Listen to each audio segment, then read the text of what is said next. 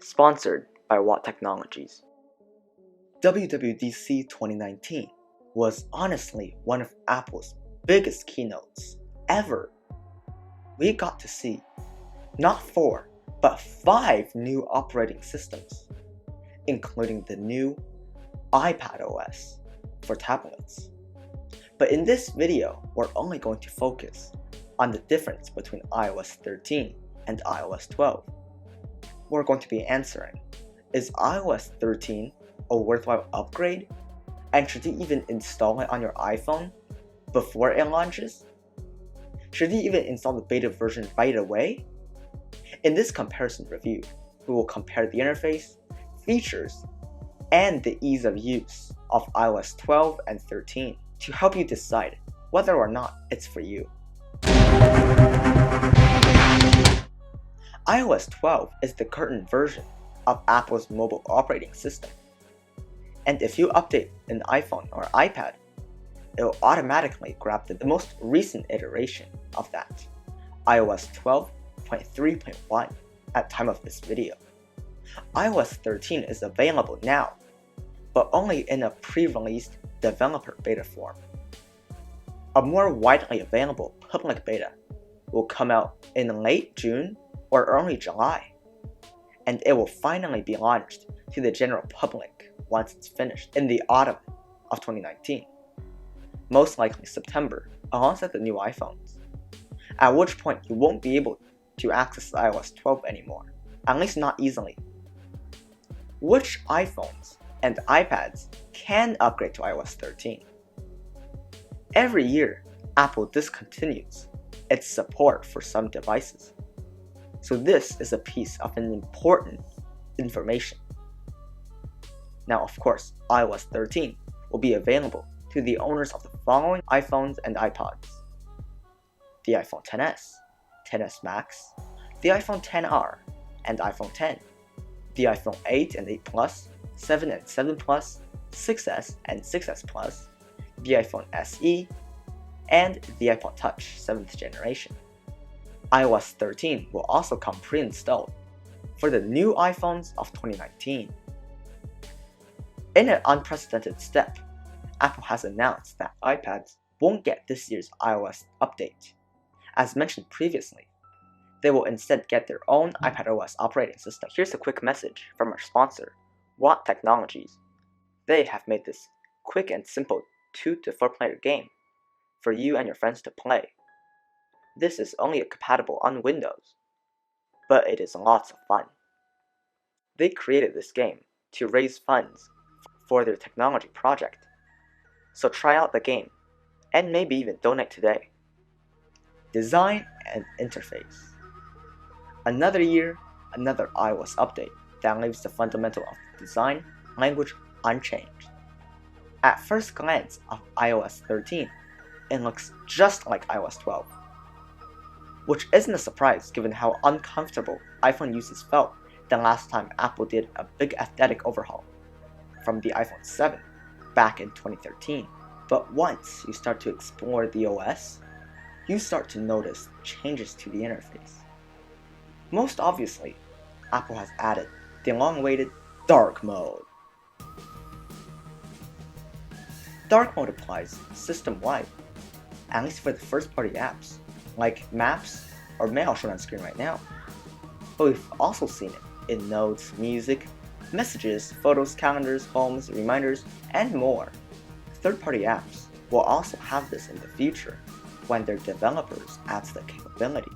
Now, why are people so interested in Dark Mode? Partly it's because it just looks so cool, and Apple appeared to acknowledge this, as they showed on the presentation. Their Dark Mode is like Google Maps on nighttime drives, which you might have noticed before. But it's way better because it uses the true blacks instead of dark gray.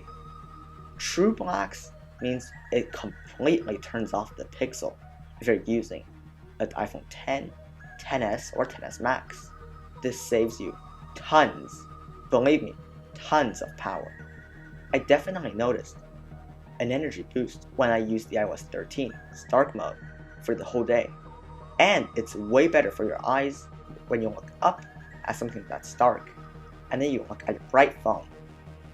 It just hurts your eyes, but when you have dark mode turned on, it'll be very, very comfortable. And you can go to the options and set it up so it automatically turns on when the sun sets every day, or even just a schedule itself. It even works with night shift. And remember, this is only beta 1.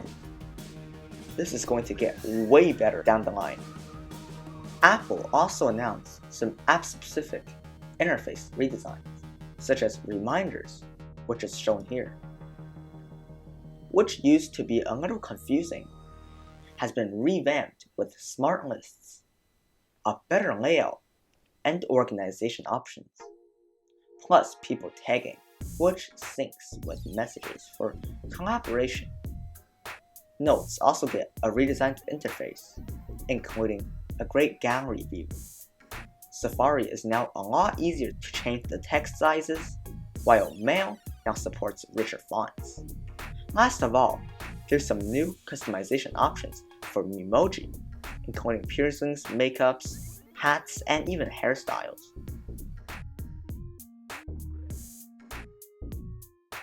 Performance. So much for visual differences, but how does the extra speed sound? It sounds great. iOS 12 heard it as a step forward in speed and stability, particularly for older devices. But Apple recons it's managed to crank up the accelerator again with the iOS 13 update. These sorts of advances sound obvious. Of course, a newer version of an operating system will be quicker than the last one. But no, it hasn't tended to work out that way in the past.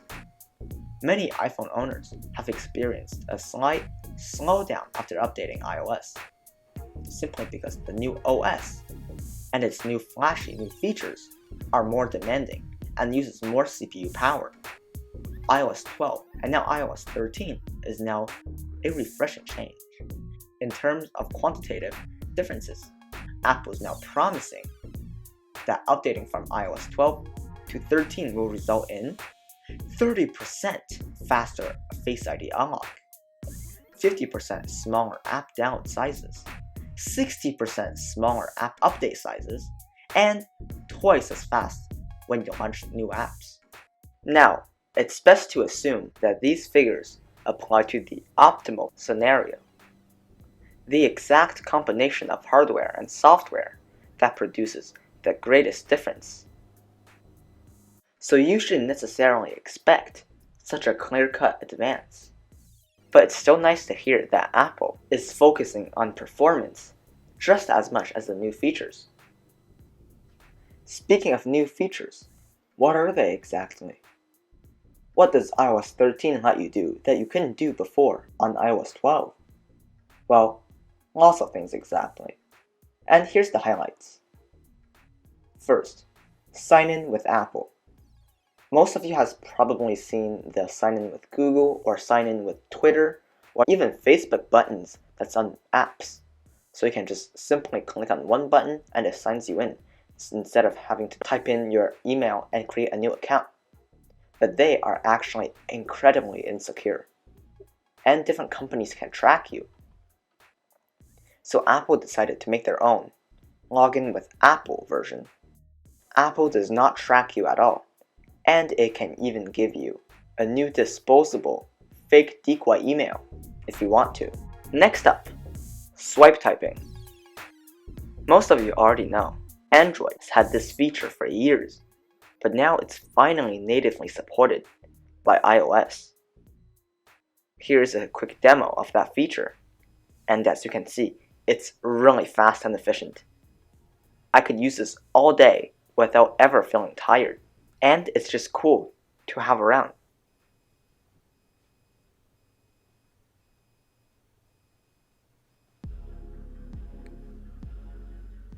If swipe typing isn't something you care about, there's some other smaller features, like a redesigned photo app, where everything is improved. And there's the HomePod handoff, where you can just walk up to a HomePod and put your phone near it, and you can hand off the music. Just like that. So, should you install the iOS 13 betas instead of using your iOS 12? Well, yeah, for the public release, but installing a beta ahead of the launch is a harder sell. These won't be totally finished and may contain bugs. Worst case scenario, they can totally brick your device, and you should absolutely expect them to stop some of your favorite apps from working until the devs have solved the compatibility issue completely. And if you're really keen on trying out the iOS 13 betas, then be sure to wait a couple more weeks until the public beta drops, which you can try for free without having to pay $99 a year for the developer account. You have to wait slightly longer, but it is worth it, trust me. And also installing on a secondary device would help too. This has been XIA Tech. Click here to subscribe. Here's my second channel, and over here are 2 videos that YouTube wants you to watch. Alright,